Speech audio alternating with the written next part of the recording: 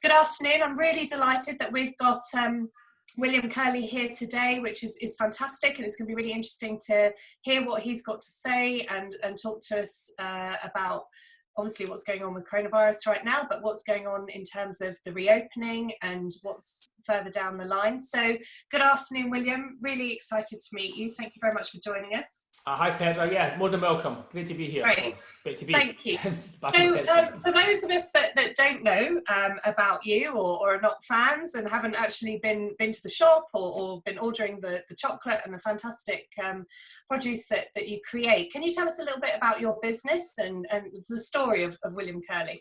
Yeah, sure. Well, I'll do this kind of brief, I guess. Obviously, I'm a patissier chocolatier. I trained initially at Gleneagles in Scotland and then spent many years working in restaurants, Marco Pierre White, Pierre Kaufmann in particular, Raymond Blanc, went to France to work for Marc Minot, Pierre Romy in Belgium, and then in the late 90s I became the head patissier at the Savoy. Did that for 5 years, and then in 2004 I decided I would try to do my own thing. So I opened a little business in Richmond, selling chocolates and patisserie, and since then been a bit of a roller coaster, I guess, but we're still going. We have a shop now in Soho, we have a concession in Harrods, and we make many chocolates for quite a few of the deluxe 5-star hotels in London and also some of the 2 and 3 Michelin star restaurants. And so, of course, you're sat between two very clear audiences, aren't you? Because you provide to the trade directly and then also to the end user, the consumer, through Harrods, as you said, and through the shop. Absolutely. I've got, a retail business where like you say, we're to the consumer, and we're also supplying people. So I guess in good times we've got the best of both worlds, but in bad times it's a different ballgame. Yeah. So obviously, since lockdown, since the restrictions on hospitality as a trade and on retail as a trade, have you been able to convert a lot of your customers and hopefully new customers to online? Because we've seen a huge surge in online shopping and people relying and looking for more online. Have you really been able to convert that business? We have an online business which I guess has been growing organically over, I guess, the last 10 years. We've had an online business.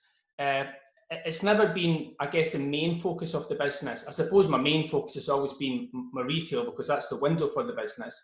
But it just so happened we did actually launch a new website during the course of this. That was on the back burner and it just came to the fore, which has helped. I have saw a substantial increase on online.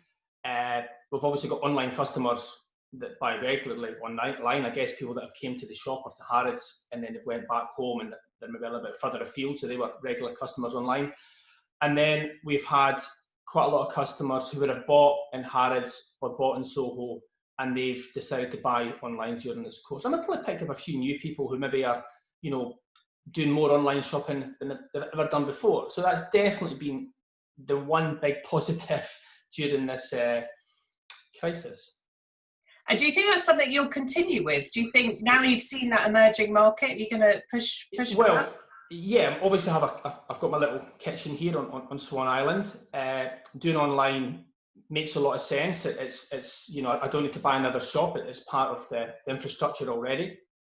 And it's growing, so it's clearly an area that's going to continue to grow. I think for probably forever, but I think in the short term it's going to grow at quite a pace. So we need to work hard on our social media. We need to look at other areas that we can, whether it's an app we develop, whether it's click and collect, these type of things. We need to try to think a little bit out of the box and be creative. So if you want at the moment, it's things that you can do rather than worry about things that you can't do. And online certainly takes that box. It's so true, isn't it? Because it's about control and what you can't control. You've just got to prepare and plan. So, I mean, are there particularly, just out of interest, what are people looking for online? What are the big order items? Is it quite a broad range? So yeah, I mean, online we obviously have our couture chocolates, our infusions, our caramels, our nuts, our fruits, all to your box of chocolates. And I guess traditionally that's kind of your perfect gift. So you can see that continuing. We've got Father's Day coming up and you're starting to see orders coming for that, which is fantastic. But there's also items such as we do a take on nostalgia. So we've got a millionaire shortbread, I take on a picnic bar. I take on a Jaffa cake, which is very popular. I take on a American, so a peanut nougat type confectionery. We've got some different marzipans, etc. And that is probably much more self-consumption, if you like, something you enjoy yourself. And that's, that's kind of, went off the scale for us. Normally maybe we're making maybe 50 a week for the business. That'd be across the board of each variety. And, we're doing more than that just for online at the moment, which is fantastic. So that's good. Plus there's obviously bars, nuts, honeycomb and various snacks, which is good. And it is great that people are treating themselves and being a bit more indulgent. And because they're not spending money going out, they're now thinking, actually, I'm going to have really good quality and something I'll enjoy. Yeah, and I think ultimately with food, we should enjoy food. It should be the one thing in life that we should always, a nice drink and a nice bowl of food or a nice bar of chocolate. I think should be part of what we pass as a treat, if that makes sense. We shouldn't, be tight on that type of thing. I think, as long as you can afford it, I think you should enjoy what you eat. I think it makes a lot of sense. But you're right, because people aren't spending on maybe going out, doing things that they would normally do, whether it's pub night, restaurant night. So I guess we have become an alternative to that, which is fantastic. And obviously, you're talking about the volume that you're producing. What's the situation in terms of supply? Are there shortages? Are there shortages in what you need to produce the product? So when the whole thing sort of erupted, supply was taking a lot longer to come in. So suppliers, maybe weren't being able to deliver as frequently.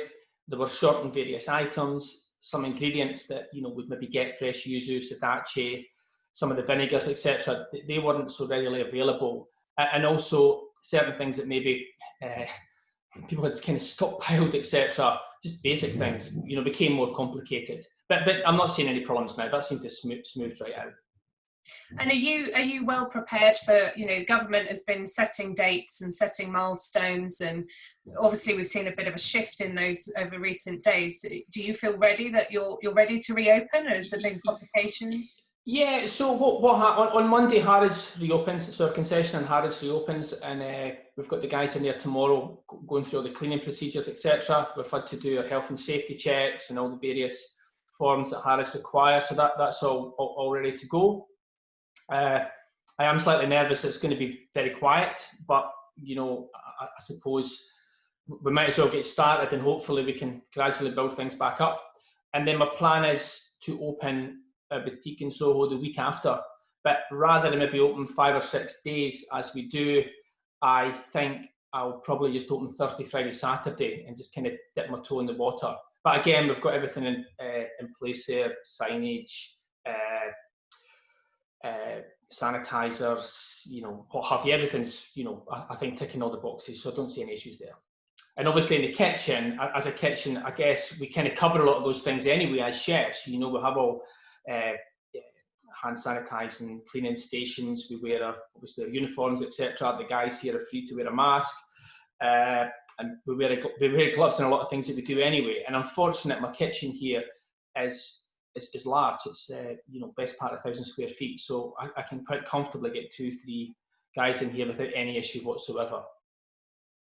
And do you feel, there's been a lot of guidelines, so we've all had to suddenly become quite expert at being able to digest those in a fairly short space of time. Do you feel that the guidelines have been easy or very clear to follow? It's moved, hasn't it, quite a lot, and it's very fluid. I think, reading through government policy, ensuring what you have, ticks the boxes. Social distancing is a massive issue, I think, across the board, whether it's, in the boutique or whether it's in the kitchen. And you've also got to follow that and have everything in place. That'll be challenging as things grow, but hopefully over time it'll go away. And obviously the government have been putting not just the guidelines, but certain financial support, and particularly around employment support. And the industry has been fairly vocal about how welcome that has been, but how it's really been needed to continue. Do you feel that the support has been reasonable and timely? I think the furlough scheme has been excellent. I would be I'd be lying if I didn't say it was. That's worked for us very, very well.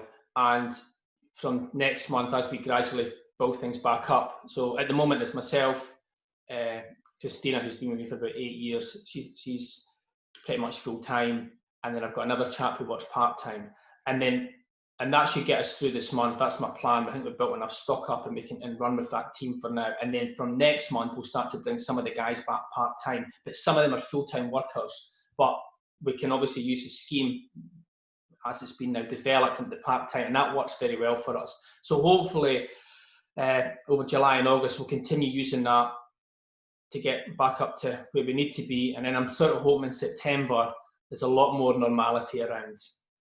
And do you think the majority of that normality is going to come from the retail side or the trade side? I think for restaurants it's going to be really, really tough, and my heart goes out there. We obviously supply some great restaurants in town, and I've got a lot of friends that have got restaurants, not just in London, but across the country. And the situation they find themselves in is pretty tough, I think. Yeah, especially small independents. I mean, in a hotel, I can imagine, hotels are, they've got quite a lot of space. They can be clever and they can move things around. But I think in a small independent restaurant, you might be doing 40, 50 covers, and you need to be 80% full most evenings to make it work. That's going to be really, really tough. So does that worry you in terms of course, the huge restrictions on the restaurants, just budget-wise? Are you concerned about costs and having to adapt your budget and your forecasting for the next year based on what's going to be affordable? So I think in the last 6 weeks, I've done 3 different forecasts as everything's evolved and moved, and certainly where it was in March and early April, it's moved a long way from there. I suppose I'm fortunate in some respects. We've got an online business which is growing. We've got a wholesale, if you want, to restaurants and hotels and some other department stores, which is pretty much stopped.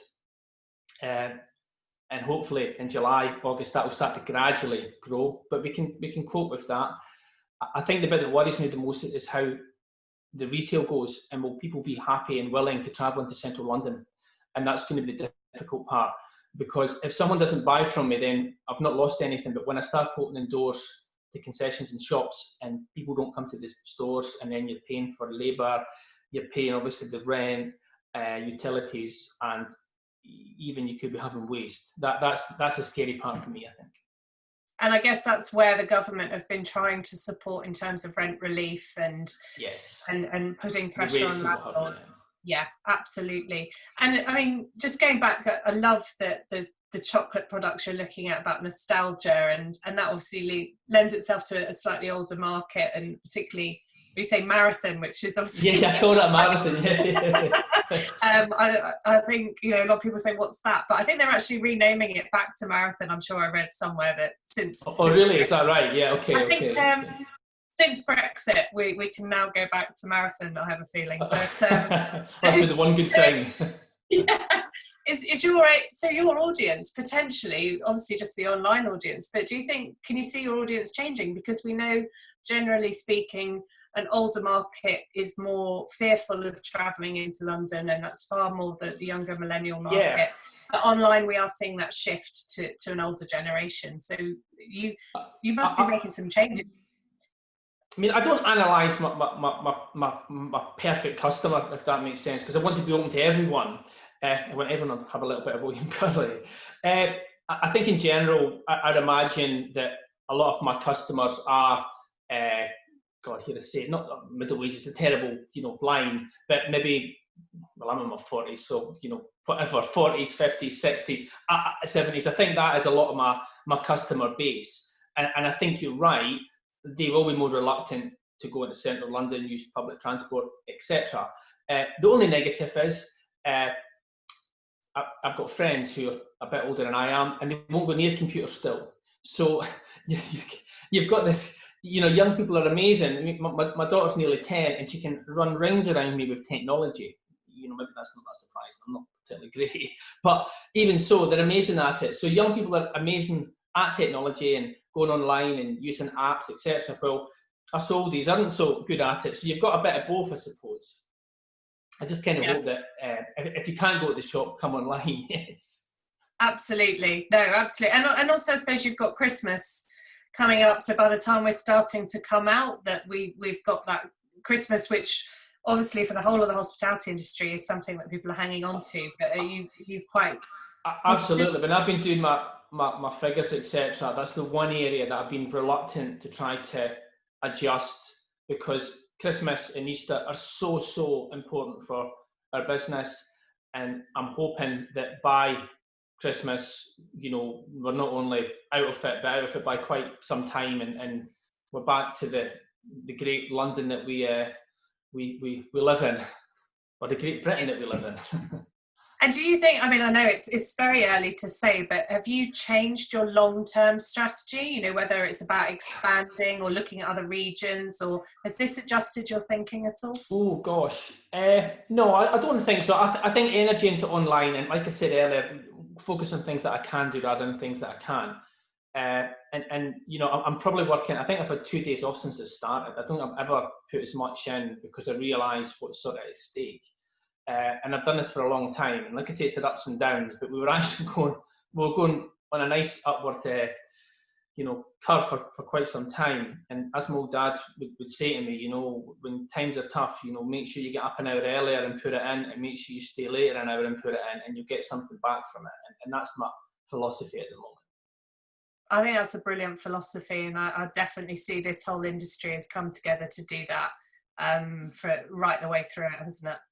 I think so. I think it's the hospitality industry. It's a very unique industry, and I think no one wants to see anyone not coming back and not making it. I mean, I think we're all together in this, and hopefully, in 6 months' time, we are turning a corner. I think long term it will still be tough. I don't think there's a magic wand that's going to appear and everything's going to go back to normal straight away. But hopefully, we get out of this in the not too far future, and we start to grow at a reasonable rate again.